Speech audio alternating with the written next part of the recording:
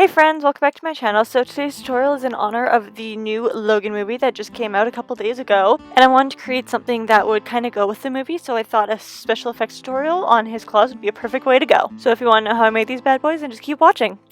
So I started out with my hands, obviously, because that's where the actual prosthetic is going. And because I am right-handed, I started out with my left hand. I didn't end up doing the right, but I basically just came in with liquid latex. And you can use any from any store because it's not going around any sensitive areas. I just use this from Spirit Halloween. It's 15 bucks, so it's super cheap.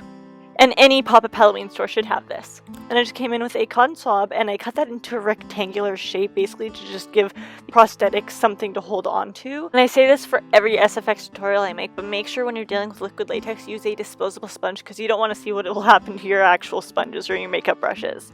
So I just took a disposable sponge and I just started mapping out the area that I wanted the prosthetic to be on.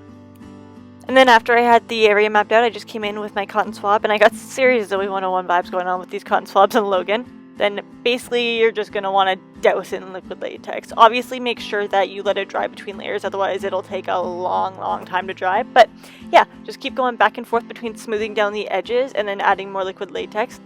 Once you have your canvas down packed, I came in with a plastic canvas needle.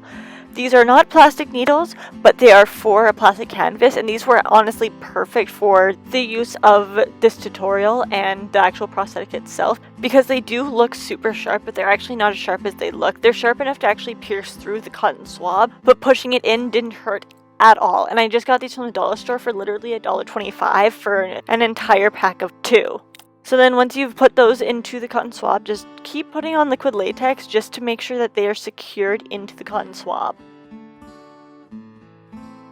It was at this point that I realized that the edges weren't blending as flawlessly as I wanted them to, so I came in with some tissue paper. You can totally use toilet paper as well, and I just started to put them around the edges and then continue with the liquid latex. This is just going to help it blend more in. And then again, like always, I came in with my Mehron's water-activated paint in all the colors. I used the red, the yellow, the blue, and the green. Basically just mix them together to make a brownish color. And the reason I'm actually doing this is because if you were to just put foundation over liquid latex, it's going to be a different color than your skin. But if you put a little bit of a brown wash, which you'll see I actually end up diluting because it's a little bit too dark for me. And then this ended up making it so it was almost the perfect skin tone. It would have been a little bit better if I had done a little bit of a lighter brown, but you got to use what you got, right? So then I put on the foundation, and you will see in the end that it looks a lot better than it would have if I just put the foundation straight onto the liquid latex, because the liquid latex is a different color entirely than my skin. So then you're just going to grab a foundation that matches pretty close or exactly to your skin tone if you're lucky enough to have that. I am not lucky enough to have a foundation that matches exactly to my skin tone, but you're just going to go over everything that you just put down with the brown area. And then I just came in with my beauty blender and I started blending that out so it was a lot more even. I just went back and forth between adding some foundation and then going in with my beauty blender to blend it out. I also used a brush rather than a beauty blender to get into the nooks, the crannies, and the crevices.